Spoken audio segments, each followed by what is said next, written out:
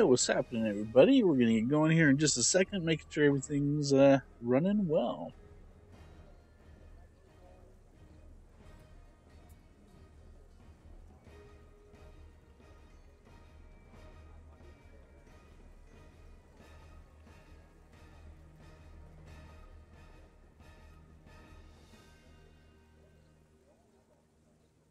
All right, everything looks like it's going like it's supposed to, so let's go ahead and get started.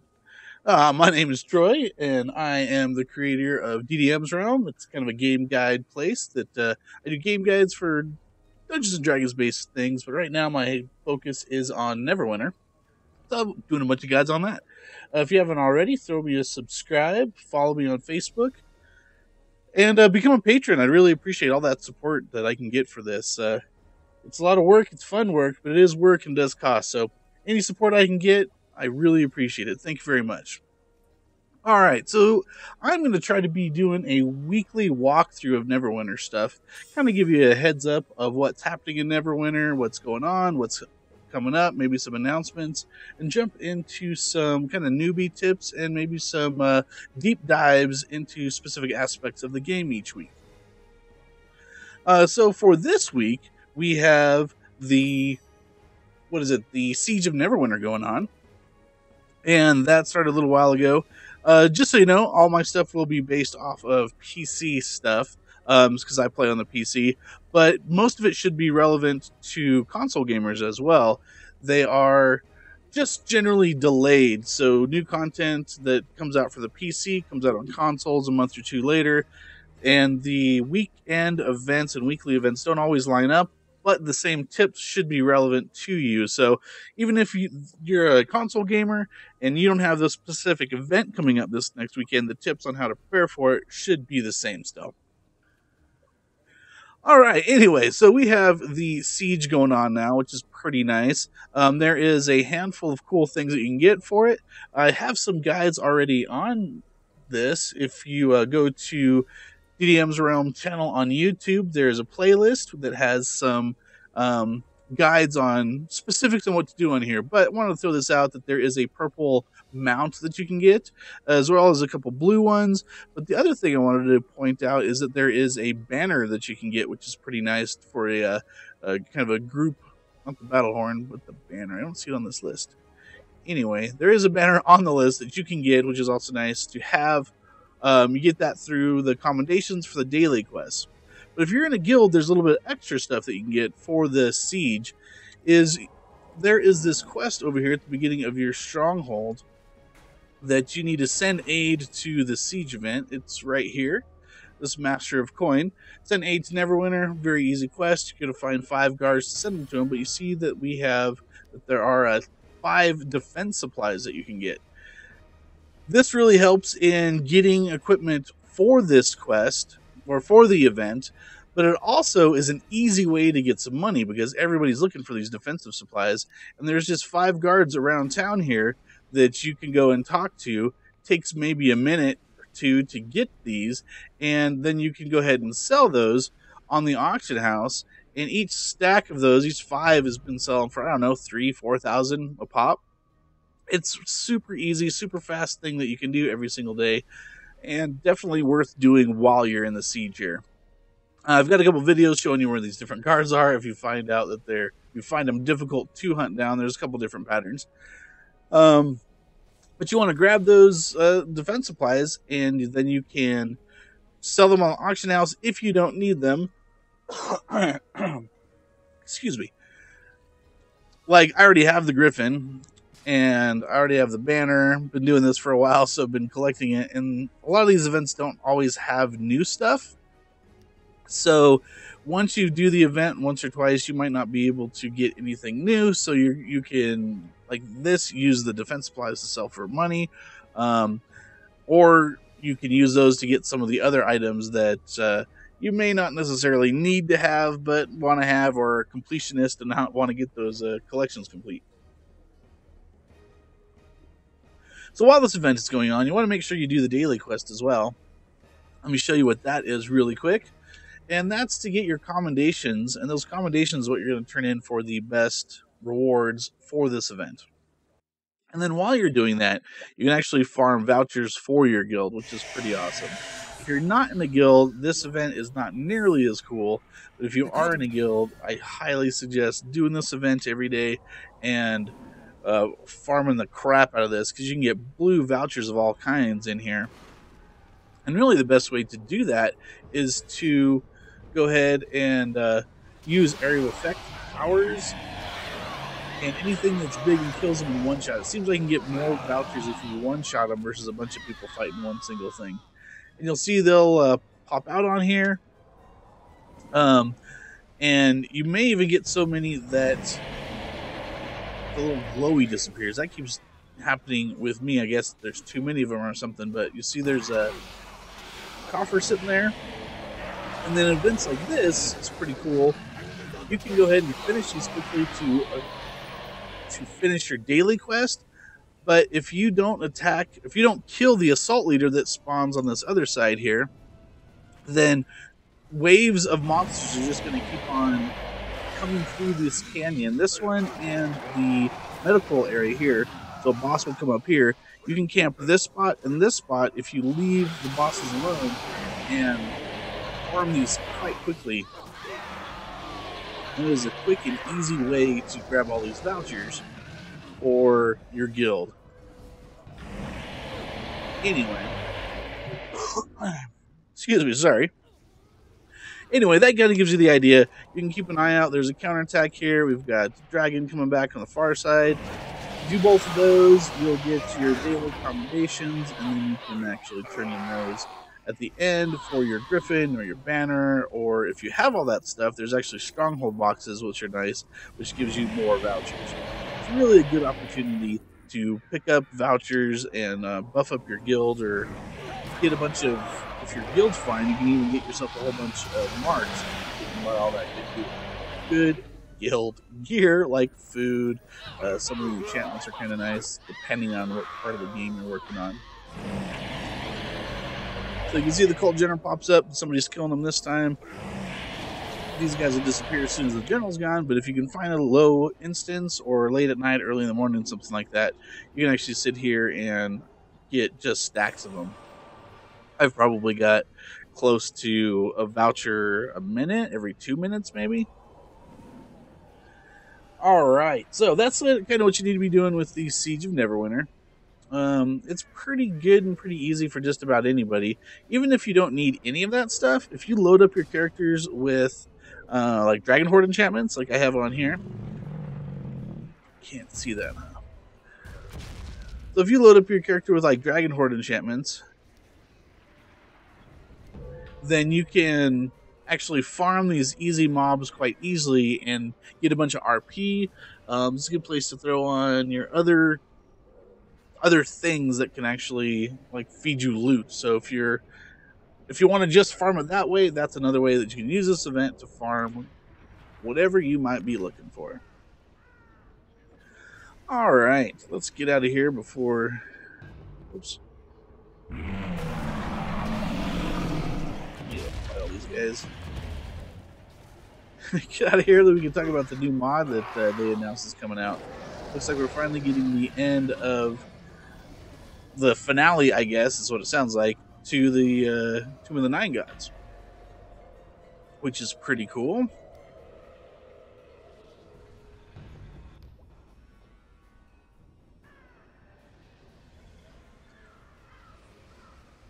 Really? Alright.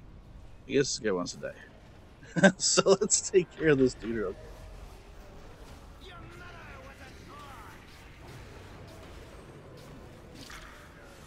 If you're in here fighting and farming these dragon encounters, they actually do drop coins. They'll drop all the dragon gear, like the dragon bone shield and stuff like that.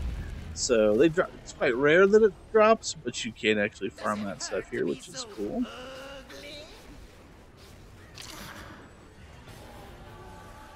There.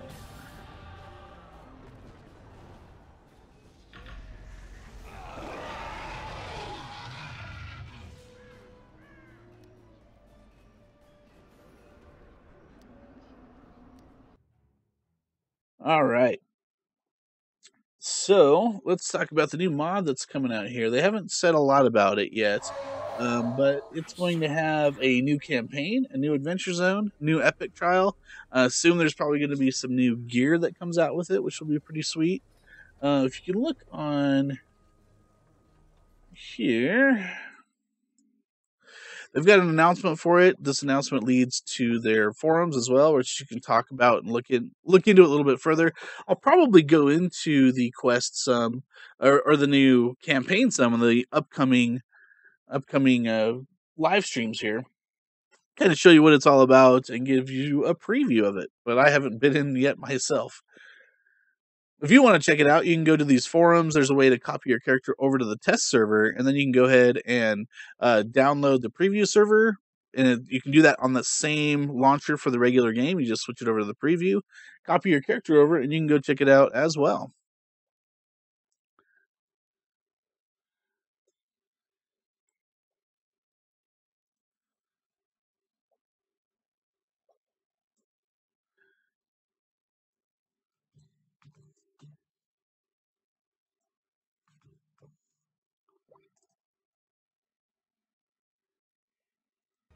What's going on here? Apparently, I can't chat in the YouTube chat thing for some reason. That is really weird. Well, hello, those that have joined. Sorry, I can't. I click it and it disappears right away. That is really bizarre.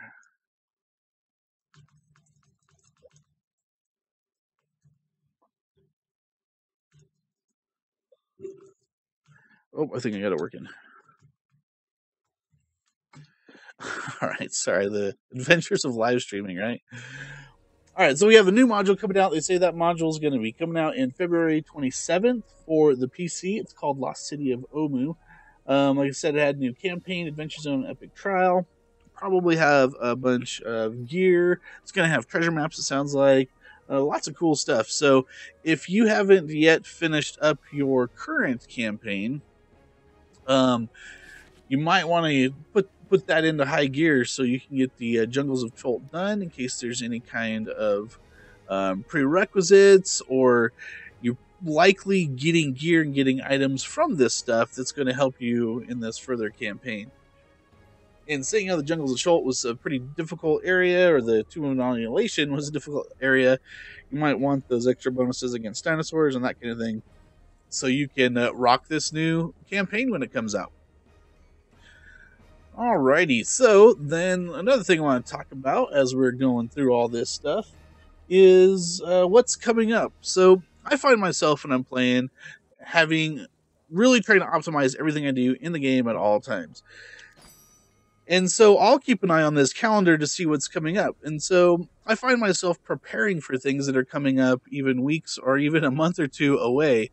So I thought I might tell you what I do, and it might help you take more advantage of these things when they arrive. So this upcoming weekend, we don't have much going on. We have the Mysterious Drake Summoning Scroll event. That's where you can just buy buy a scroll that you have a chance to get a Drake from. The siege is going to be going through, so you want to make sure that you hit that every day for sure. And then we have a bonus RP weekend, which is coming up as well. This is their replacement for the 2 times bonus RP weekend. Excuse me. It's not nearly as cool as the 2 times thing, but basically the way it works is that every time you kill something, you have a chance to get a little bit of additional RP directly added to your character. This trickles in, and then there is a cap on it.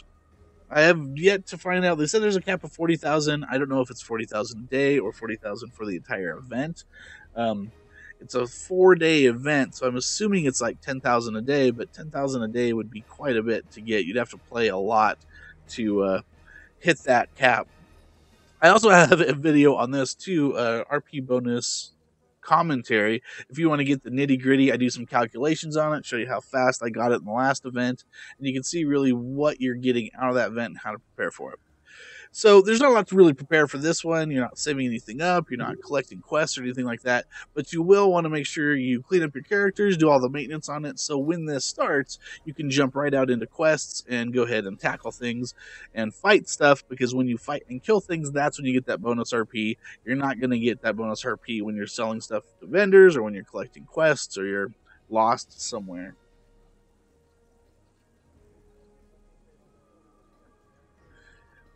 All right. Anybody have any questions yet? Or if you have any questions, any comments, go ahead and go to YouTube. You can, or you are probably on YouTube, aren't you? I don't know if there's another place that actually this streams to or not. Shows you how new I am with the streaming thing, right? You can go ahead and post your questions in the chat there, or you can send me a PM in game if you're on a PC Neverwinter. That handle is at KARRANOR.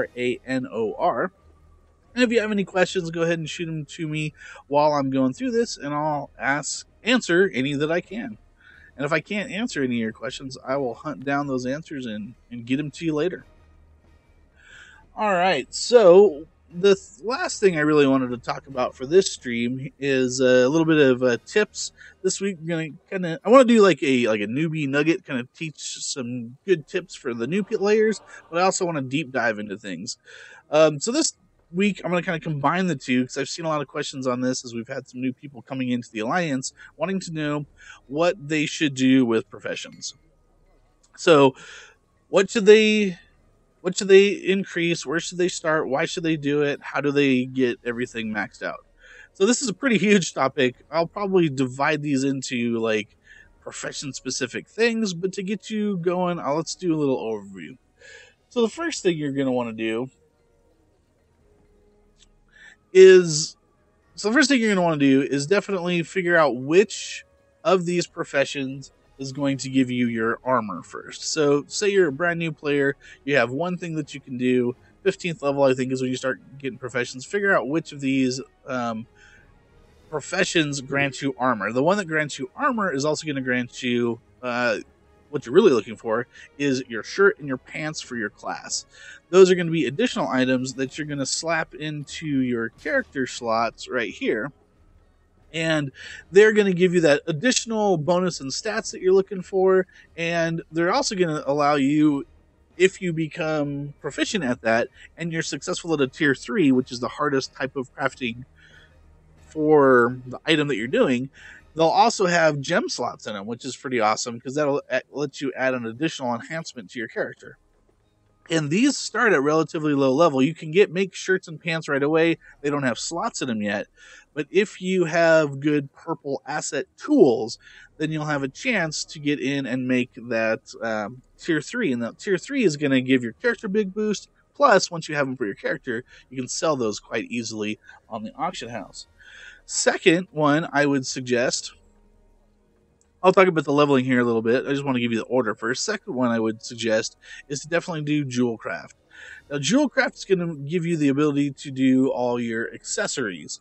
So you can do rings, belts, necklaces, as well as they will give you a chance to make jewels. These jewels is what you can enhance your accessories with heading down the road. So you're trying to do the things that are going to give your character stats, and then you want to increase those things so then you can make the best and then sell them. And you can actually make a decent amount of money doing this sort of on the side. Plus, then you can always have the best stuff for your character. A cool thing with the jewel crafting that some people just don't seem to notice is that there's this personalized item thing that you can get. So once you actually craft the first level, then you can make this personalized one that gives 2 gem slots very easily. You don't have to have special assets or special tools or anything to do that. And that gives you your accessory with 2 gem slots or 2 enhancement slots that you can go ahead and put in there. So it's not only really cool for you, but this is absolutely fantastic for your companions. Excuse me. Here, let me show you a companion that has none of that. No. Let's actually move to one that does. Alright, so tons of your companions are going to have neck, ring, or waist slots.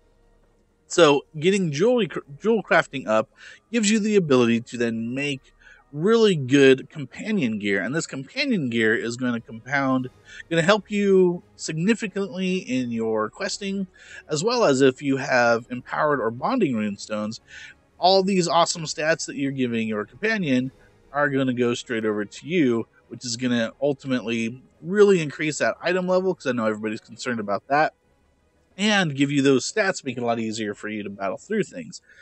Item level is important because you want to get into those randomized quests or be able to qualify to do certain zones in certain areas. So that is a really cool way to easily boost up that item level by making those personalized items for your companions. And you can just kind of use your best companion, qualify for that item level, and then switch out to your better companion for the situation if you need to. But that's why I suggest that jewel crafting is kind of your secondary, as there's not a lot of things you can do with it, but it's overall quite helpful and and increases something that's difficult for a character to have. So then, third, you're going to want to do your weapon. So whether it's weaponsmithing or artificing, one of those two will create your weapons. Those are okay for creating your artifacts that you're going to need, decently powerful ones, but that's also fairly cheap to buy, so that's not huge. However, the reason you're doing these three is you're doing professions that give you the ability to make equipment for your character first. Then you can sell additional equipment second. And then third, these are easy professions to increase, which then will unlock slots that allow you to work on the more difficult professions, such as like alchemy, or really the best profession overall is leadership, but it's a very difficult one to level up. And so first is what you want to do is open up these slots. How you open up those slots?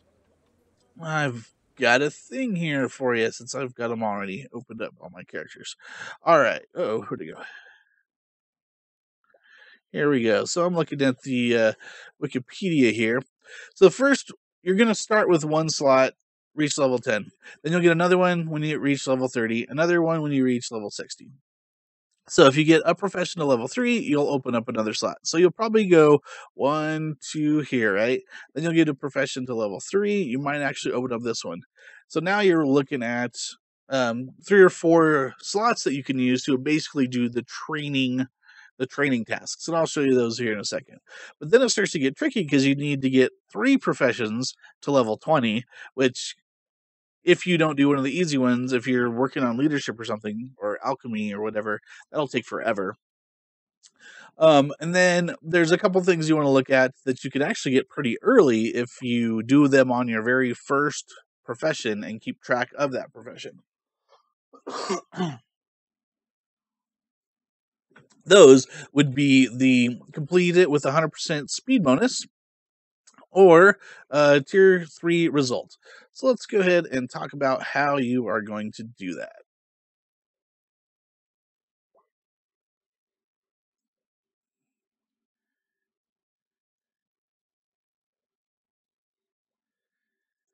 Alrighty.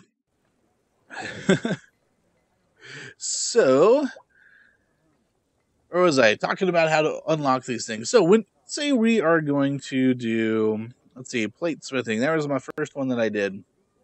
You're gonna go up to your filters here. When you go into your plate smithing, make sure that you uncheck this hide tasks with unmet requirements. So what that's going to do is that's going to make sure that you see your rare tasks that might be available. These are going to swap out every hour. So you see right there, it says we are changing in 52 minutes. So this time I have one of the rare shirts that I can make. So if you look at this, it tells you my equipment. And then if you look here, some excuse me, depending on how good the item is, will depend on how many slots, bonus, optional assets you can add to it. So if I was going for the plus 100 or plus Yeah, plus 100% speed bonus. I'd go in here and I would put in my purple crafting people assets, and that gives me the 50%, and that gives me another 50%. So if you look down here, I have a 100% speed bonus. So if I hadn't already unlocked that slot, I will. But if you look down here, there's a final results thing for tier 1, tier 2, and tier 3. Not all items will have 3 tiers.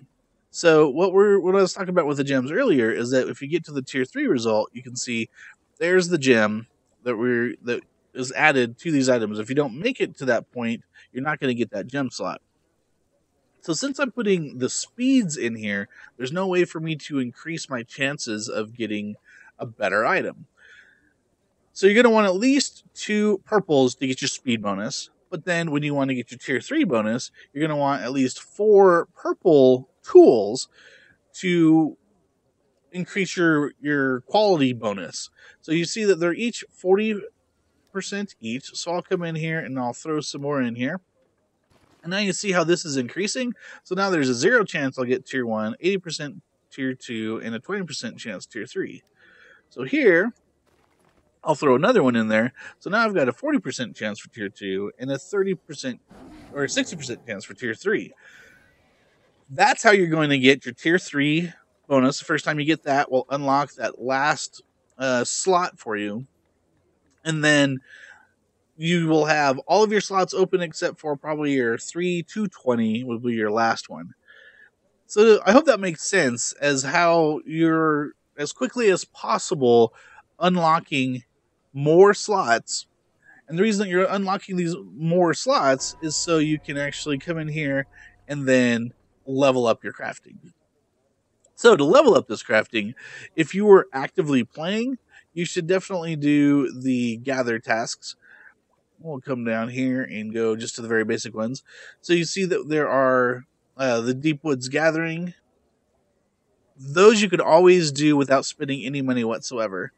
Then you can also do, or so there's the Gathered Iron Ore here. The Deep Woods is the long duration one. So you can always gather stuff without spending any money whatsoever. Then you can spend a little bit of money on the, like this is charcoal, but on many other things they'll have how many nice how many plates you can make, because when you make like the plates for this will make the plate armor for this particular level. But every profession task will have something that you need to buy to create the items that you need to make for this tier. However, if you're leveling it, you don't really even need to worry about this stuff. You should go to the gather task and just load these up. So how I level is I just go ahead and throw this Deep Wilderness Gathering in all of this stuff.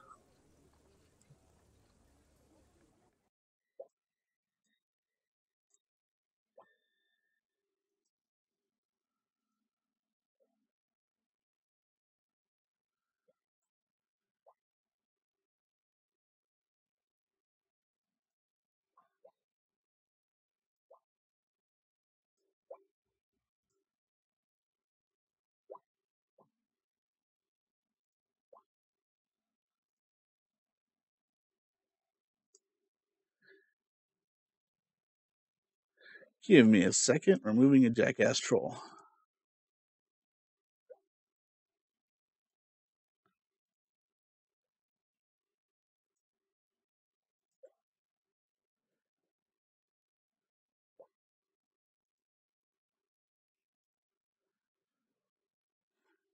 All right. Anyway, sorry about that. So you'll go ahead and do these deep gathering things. Those will get you your levels, and the more slots you have open to do those, the more you can, or the faster you can level. So most tasks you can only do 3 at a time. However, with these Deepwood Gathering, you could do 9 of them at a time. And you'll notice that you actually speed up or you level quite quickly doing that kind of stuff. So depending on if you're going to be switching characters or if you're going to be on there um, playing all the time, go between those two things. And then when you get to about 8th, 10th level, start to keep an eye on which rares become available for your particular crafting. You'll want to make sure that you're uncheck that again so you can make sure you can see.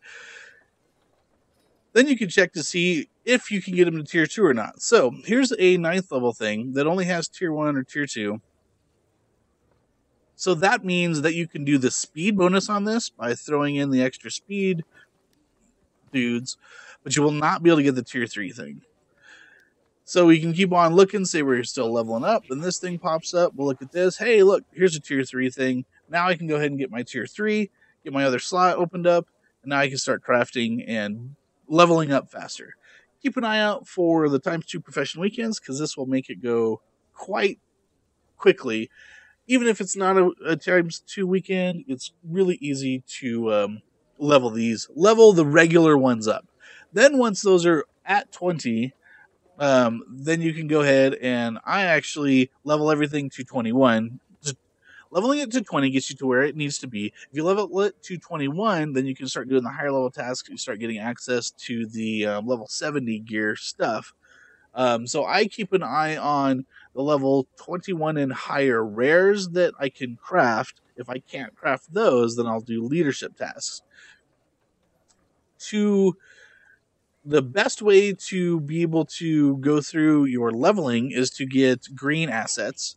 So you want to get the green crafters or whatever. Search for those on the auction house, as they will be cheap and plentiful. If you need money, do things like that. The guild bonus that I did today. You could do the random dungeons are fantastic. Any of that stuff should be able to get you enough money quickly to buy enough greens to do your leveling, then buy a few purples to get your extra slots, and then reserve those purples for for crafting those rares that you're either making for yourself or you're going to sell. All right, I think that's just about it. Don't see any questions there. All right, let's go ahead and look at leadership really quick. Once you get in here, once you get those 3 done, you have all 9 of your things open. Start doing leadership tasks. Do whatever ones are available, and if you are not capped yet, I would suggest go towards the ones that have the XP. That way you're getting a little bit of extra XP, you're leveling a little bit quicker, so then you can finally open it all up and then do your leadership tasks.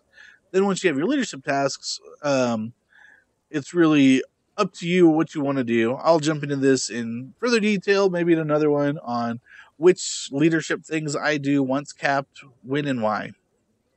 All right, well, I really appreciate everybody watching today. I hope you learned something. I hope this was okay. If you have any questions, comments, suggestions for the future, I'd really appreciate it. And if you haven't already, subscribe to my channel, follow me on Facebook and Twitter, and become a patron. Really appreciate everything. All right, well, I guess we'll see you next week. Till then, play smarter and not harder. Thanks for watching again.